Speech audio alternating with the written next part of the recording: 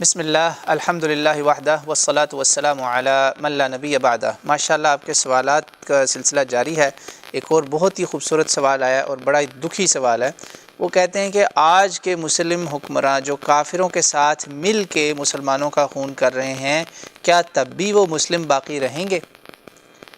تو مسئلہ سوال ہے جی تکفیر کا۔ اس پر میں آپ کو مسلمان وہ باقی رہیں گے یا نہیں رہیں گے، اس پر میں آپ کو قرآن پاک کی ایک آیت بتاتا ہوں حکمرانوں کے بارے میں۔ وہ بھی بعد اعوذ باللہ من الشیطان الرجیم بسم اللہ الرحمن الرحیم الم تر الى الذین بدلوا نعمت اللہ کفرا واحلوا قومهم دار البوار جہنم یصلونها وبئس القرار۔ صدق اللہ العلی العظیم۔ یہ 13ویں سپارے کے آخر میں سورہ ابراہیم کی آیت۔ اللہ تعالیٰ فرماتے ہیں، کیا تم نے دیکھا ایسے لوگوں کو جو اللہ کی نعمتوں کو بدلتے ہیں کفر کے ساتھ؟ یہ ہے وہ لوگ۔ تو ان کا انجام بھی اللہ نے کیا بتا دیا؟ جہنم یصلونها وبئس القرار۔ یہ دنیا میں سمجھتے ہیں کہ ہم اپنے کچھ بنا رہے ہیں پیلسز یا جو بھی، ان کا ٹھکانہ اصل میں دوزخ ہے، اور وہ بڑا ہی برا ٹھکانہ ہے۔ اصل پیلس ان کا دوزخ ہے، سمجھ رہے ہیں آپ؟ تو اور ان کی مزید کوالٹیز جو ہے نا اللہ تعالیٰ ان کے کرتوت آگے بتاتے ہیں۔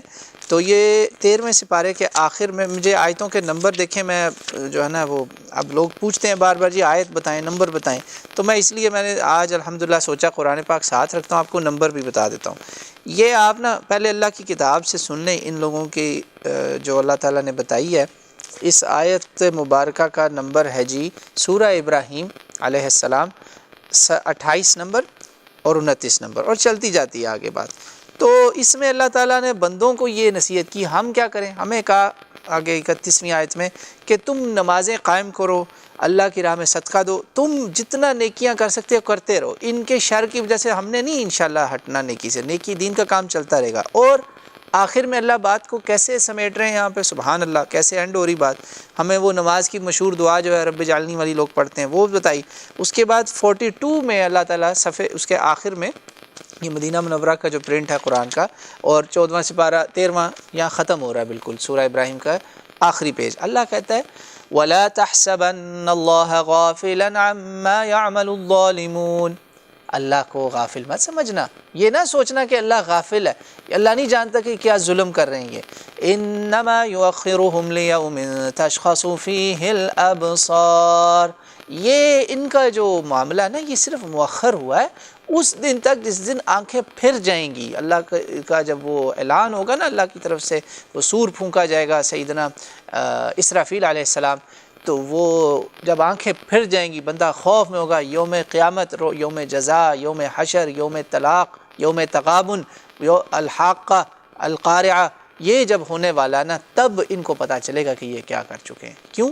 اللہ کے نبی علیہ الصلوۃ والسلام نے اس معاملے کو اور کھول کے بتا دیا۔ صحیح مسلم کی حدیث ہے کہ جو ظالم حکمران ہے نا، جن کا آپ نے مجھے اشارہ دے دیا ہے، سب دنیا جانتی ہے وہ کون ہے، یہ اس پر جنت کی خوشبو بھی حرام ہے، جنت کی خوشبو بھی حرام ہے۔ اور جنت کی خوشبو وہ ہے کہ آپ کوسوں دور، سالوں کی مسافت پہ بھی ہوں گے تو آپ کو جنت کی خوشبو آئیں گی، یہ اتنے جنت سے دور ہیں۔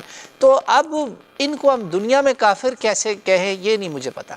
کافر وہ تب ہوتے ہیں جب وہ علل اعلان کہہ دیتے ہیں کہ جی ہمارے لیے وہ زیادہ اہم ہے، وہ ہمارے وہ ہیں، ان کے طریقے زیادہ صحیح ہیں، یہ دین صحیح نہیں ہے، اس کے طریقوں کو بدلنا پڑے گا۔ جب وہ یہ جملہ بول دے نا حاکم منہ پہ کھل کے، ایک تو ہوتا ہے نا اولیاء الطاغوت، ولی بنتا ہے ان کا، وہ نہیں، کھل کے یہ بول دے، پھر وہ کافر ہو چکا ہوتا ہے، پھر وہ تکفیر ہے اس کی۔ اور میری بات نا آپ سنیں، آپ تفسیریں اٹھائیں اور یہ ان کے بارے میں فتویٰ پڑھ لیں۔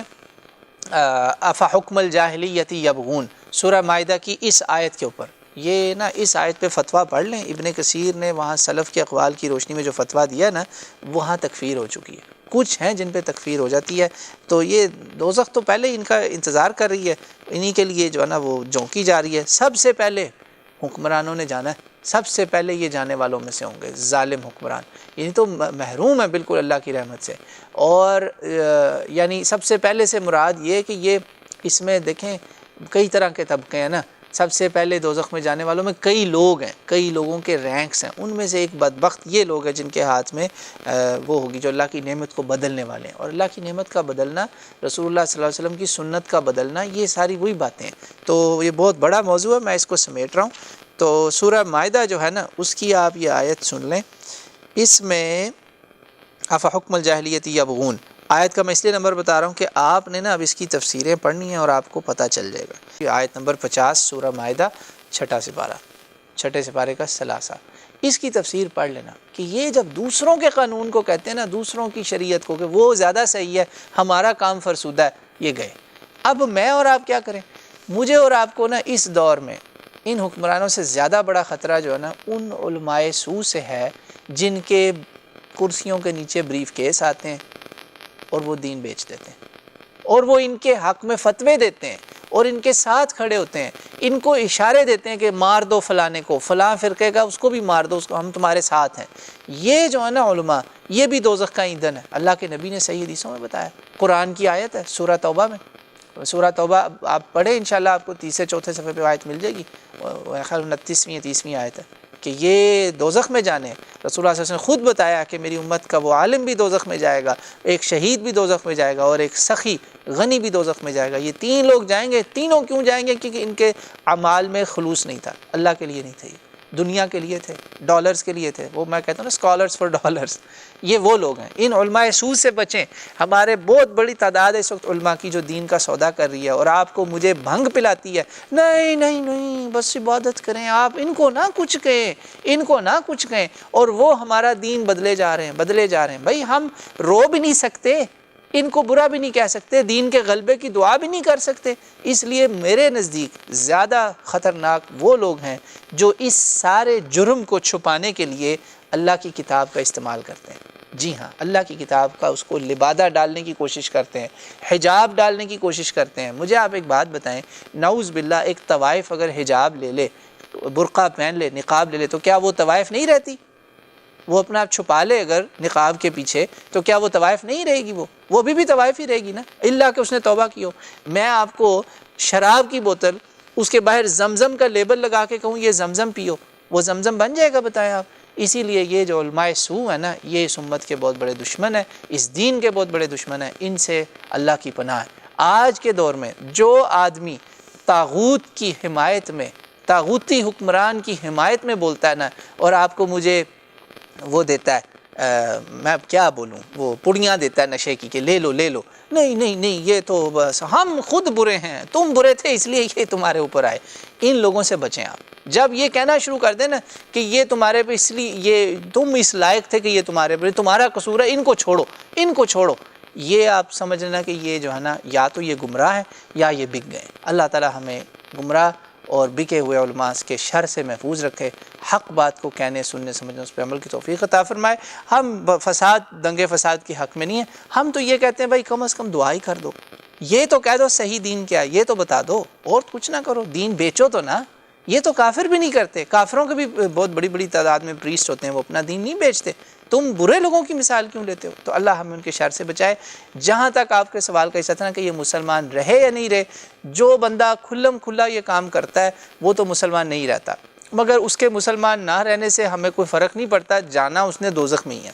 ظالم حکمران، باطل حکمران، خبیث حکمران، مسلمان ہوتے ہوئے بھی، نمازیں پڑھتے ہوئے بھی، بے شک کعبے کے دروازے بھی اس کے لیے کھل جائیں، روضہ رسول کے بھی دروازے کھل جائیں اس کے لیے، اس کو جنت نہیں ملنی۔ اللہ کے نبی کی مہر ہے، قرآن، اللہ کی کتاب کی مہر ہے اس پر، قرآن کی مہر ہے، تو میں آپ کے ہاں کس کھیت کی مولی ہیں؟